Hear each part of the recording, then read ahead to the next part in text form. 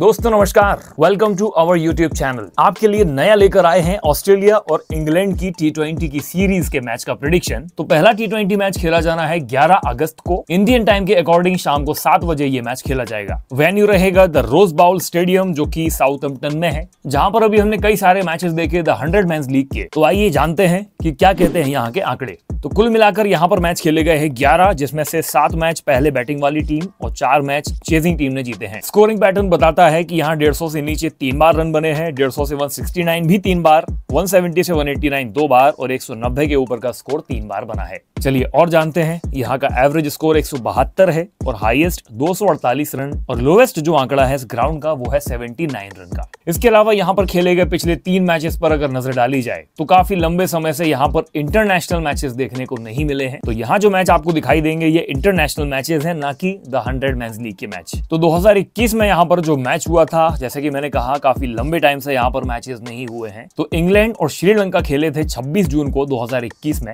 जहां पर इंग्लैंड ने बनाए थे 180 रन और श्रीलंकन टीम ऑल आउट हो गई थी सिर्फ 91 रन के टोटल पर। इसके बाद 2022 में 17 जुलाई को जो मैच हुआ था इंडिया और इंग्लैंड यहाँ पर खेले थे, इंडिया ने टारगेट दिया था 199 का और इंग्लैंड की टीम ऑल आउट हो गई थी 148 पर। इसी के कुछ दिन बाद 31 जुलाई को साउथ अफ्रीका और इंग्लैंड के बीच मैच हुआ था। साउथ अफ्रीका ने भी टारगेट दिया था 192 रन का, लेकिन इंग्लैंड ऑल आउट हो गई थी 101 पर। तो जैसे कि हमने कहा इस ग्राउंड पर हाई स्कोरिंग मैचेस भी बढ़िया खेले जाते हैं। एवरेज स्कोर यहाँ का 172 है, तो यहाँ पर भी अच्छे खासे स्कोर आपको देखने को मिले हैं। इसके अलावा पिछले 3 मुकाबलों में यहाँ पर चेजिंग टीम को हार झेलनी पड़ी है और पहले बैटिंग करने वाली टीम जीती है। और दोस्तों अगर आप ध्यान दें कि स्पिनर्स को यहाँ विकेट मिले हैं सिर्फ 18 और पेसर्स को विकेट मिले हैं 92, यानी कि सीधे सीधे 5 गुना से भी ज्यादा। तो बहुत ज्यादा डिफरेंस यहाँ पर है। साफ साफ समझ में आता है कि पेसर्स के लिए ये ग्राउंड काफी ज्यादा फायदेमंद है। लेकिन अगर द 100 मेंस लीग की बात करें अनऑफिशियली, अगर मैं आपको बताना चाहूँ तो वहां पर स्पिनर्स ने भी कई सारे विकेट्स लिए हैं इस वेन्यू पर। तो देखना होगा कि अब इस सीरीज की शुरुआत कैसे होगी गेंदबाजों के पॉइंट ऑफ व्यू से।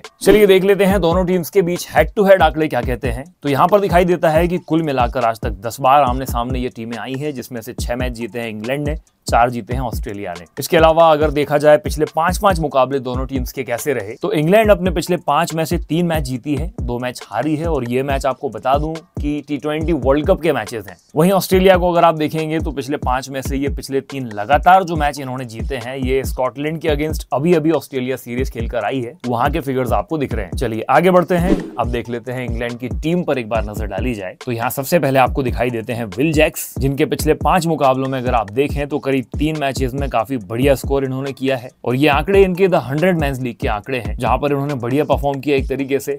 इससे और बेटर ये कर सकते हैं, लेकिन फिलहाल इस सीरीज के पहले मैच में इनसे आप उम्मीद कर सकते हैं कि ये अच्छा खासा स्कोर बना पाए। इसके बाद आते हैं फिलिप सॉल्ट, जो कि टीम की कप्तानी का भार संभाल रहे हैं, क्योंकि टीम के मेन जो कप्तान हैं जॉस बटलर वो चोटिल हो चुके हैं, जिस वजह से यहाँ पर फिलिप सॉल्ट को कमान संभालनी है। और इनकी अगर आप पारियों पर नजर डालें तो आपको विल जैक से भी बेटर आंकड़े दिखाई दे जाएंगे। 28 बॉल में 61 की ये जो पारी थी, 41 में 58, लगभग हर पारी बहुत अच्छी रही। पूरे फॉर्म में है ये बल्लेबाज, इसीलिए ये तो काफी मेन बैट्समैन हो जाते हैं टीम के लिए। इसके बाद आते हैं जॉर्डन कॉक्स। तो बहुत ही लंबे टाइम के बाद इनकी एंट्री हो पाई है इंटरनेशनल क्रिकेट में।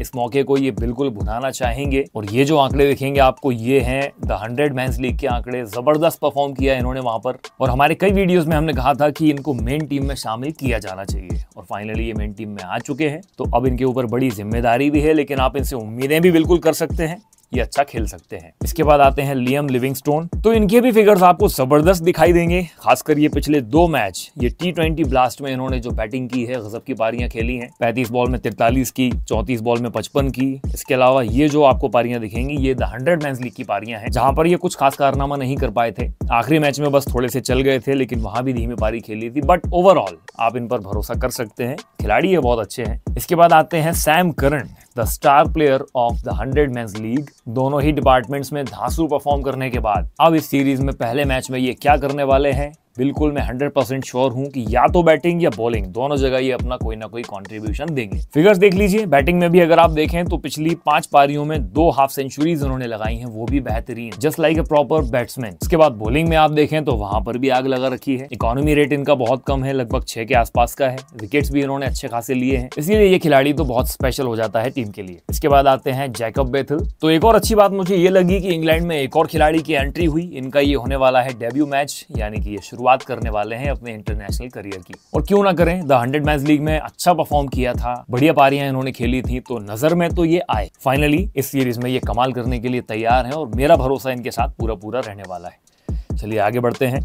जेमी ओवर्टन, तो यहाँ पर थोड़ा सा एक सवाल है कि इनको टीम में किस पैरामीटर पर बेस्ड या फिर किस वजह से इनको सिलेक्ट किया गया। I don't know about it. The 100 match league में ये बहुत ही एवरेज भी नहीं बल्कि मुझे कहना चाहिए बिलो एवरेज साबित हुए थे। इसके बावजूद टीम में इनको लिया गया है। होगा इनका कोई रीजन जिस वजह से इन पर भरोसा जताया है, लेकिन मैं तो फिलहाल इन पर भरोसा नहीं करने वाला हूँ। बाकी देखना होगा पहले मैच में कि कैसा खेलते हैं ये। इसके बाद आते हैं जॉश एंड्रयू टर्नर, तो बॉलर बहुत अच्छे हैं, इकोनॉमी रेट इनकी बहुत अच्छी होती है, एकदम कंट्रोल्ड होती है, लगभग 5, 6 या मैक्सिमम 7 तक की इकोनॉमी से ये रन्स दिया करते हैं, विकेट्स भी बीच बीच में लेते रहते हैं, इसीलिए ये बॉलर भी स्पेशल है टीम के लिए। आप भरोसा रखिए, इस मैच में ये अच्छे साबित हो सकते हैं। इसके बाद आते हैं रीस टॉपली, तो काफी लंबे टाइम के बाद इंटरनेशनल क्रिकेट में इनका कमबैक हुआ है, मेरे ख्याल से वर्ल्ड कप के बाद ये अब खेलने वाले हैं। द 100 मैच लीग के आंकड़े यहाँ पर हमने मेंशन नहीं किए हैं, जहां पर इनकी अच्छी खासी धुलाई हुई थी, तो ये जो आपको फिगर्स दिखाई देते हैं ये इंटरनेशनल फिगर्स हैं, इसीलिए बढ़िया गेंदबाज है, अच्छा साबित हो सकता है ये अगर अपनी फॉर्म को बरकरार रखता है तो। इसके बाद आते हैं आदिल रशीद, टीम के सदाबहार गेंदबाज हैं ये, एवरग्रीन प्लेयर, हमेशा विकेट्स निकालते रहते हैं, बहुत ही अच्छी इकोनॉमी के साथ गेंदबाजी किया करते हैं, तो ये तो काफी इंपॉर्टेंट रहेंगे टीम के लिए, ऑल टाइम बढ़िया बॉलर। इसके बाद आखिरी हैं जोश हल, तो अभी श्रीलंका के खिलाफ टेस्ट मैचेस में बढ़िया गेंदबाजी कर ये आए हैं और फाइनली टीम के लिए सिलेक्ट हुए हैं T20 मैच में। बहुत अच्छे खिलाड़ी हैं, देखना होगा कैसे अपना डेब्यू करेंगे, कैसा रहेगा इनके लिए पहला मैच। चलिए दोस्तों, ये थी टीम इंग्लैंड।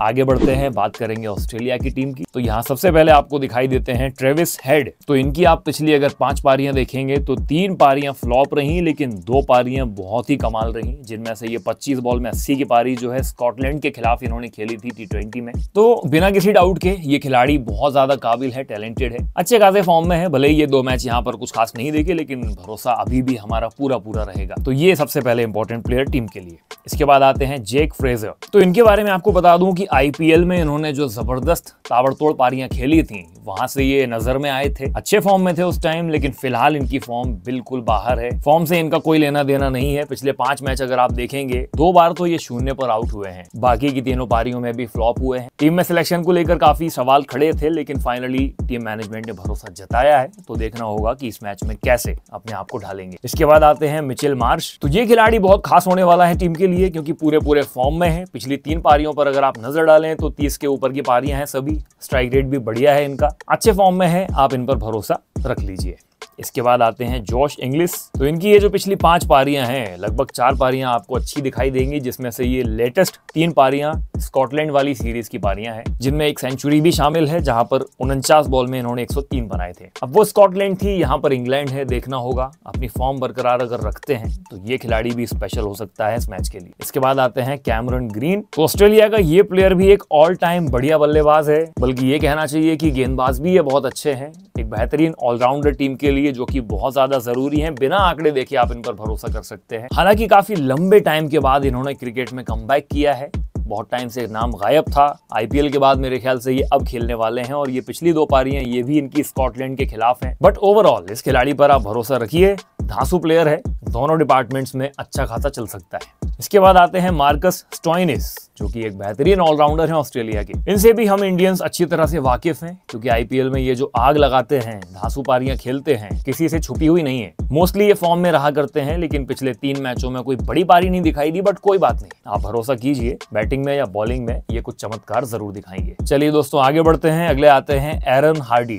ये भी ऑलराउंडर हैं, तो बहुत खुशी है मुझे इस बात की कि इस खिलाड़ी को टीम में सिलेक्ट किया गया है। मैंने इनको खेलते हुए देखा है बिग बैश लीग में, बहुत ही जबरदस्त खिलाड़ी लगे थे ये मुझे, दिल कहता था कि कभी ना कभी इनको इंटरनेशनल टीम में दिखना चाहिए, और फाइनली ये चीज पूरी हो चुकी है। बैटिंग करने की भी कैपेबिलिटी बहुत अच्छी है, और बॉलिंग में भी आप देखें अगर तो पिछले कुछ मैचेस में बढ़िया कमाल किया है, इकोनॉमी बहुत अच्छी है, तो ये खिलाड़ी भी हाईलाइट रहेगा इस मैच में। इसके बाद आते हैं जेवियर बार्टलेट, तो इनका भी इकोनॉमी रेट आपको लगभग 5 या 6 के आसपास दिखाई देगा हर मैच में अगर आप देखते हैं तो मुझे लगता है कि ये बॉलर भी खास साबित हो सकता है, क्योंकि विकेट टेकिंग बॉलर भी है और इकोनॉमिकली भी बहुत अच्छा बॉलर है, तो आप इस पर भरोसा रखें। इसके बाद स्पेंसर जॉनसन, ये थोड़े से एक एवरेज खिलाड़ी दिखाई देते हैं अगर हम इनके सिर्फ आंकड़े देखें तो, बाकी पहला मैच बताएगा कि ये कैसे फॉर्म में है, कैसा परफॉर्म कर रहे हैं, क्योंकि फिलहाल तो इनकी इकोनॉमी लगभग 7 से ऊपर या 8 से ऊपर की दिखाई दे रही है हर मैच में, और विकेट भी इन्होंने कुछ खास नहीं लिए हैं। देखना होगा कैसे टीम ने इन पर भरोसा जताया और ये क्या करेंगे पहले मैच में।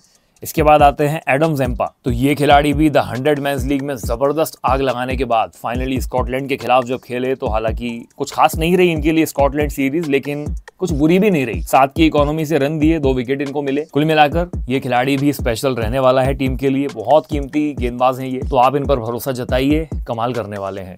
इसके बाद आते हैं जोश हेजलवुड। तो ये काफी कम क्रिकेट खेलने लगे हैं वर्ल्ड कप के बाद, सीधा अब ये खेलने वाले हैं, लेकिन खिलाड़ी बड़े शानदार हैं। पिछला मैच अगर आप देखें जो इन्होंने आखिरी बार खेला होगा, 4 ओवर में 14 रन देकर 1 विकेट हासिल किया था, और ये वही मैच है जिसमें इंडिया ने 201 रन बनाए थे। उसमें ये इकलौते बॉलर रहे थे जो किफायती रहे थे। तो कमाल का खिलाड़ी है, आप इस पर भरोसा जता सकते हैं। चलिए दोस्तों, हमने दोनों टीम्स को देख लिया है, सारे खिलाड़ी, सबके आंकड़े हमने देख लिए हैं। अब हम फाइनली चलते हैं इस मैच के प्रेडिक्शन यानी कि वर्डिक्ट की तरफ।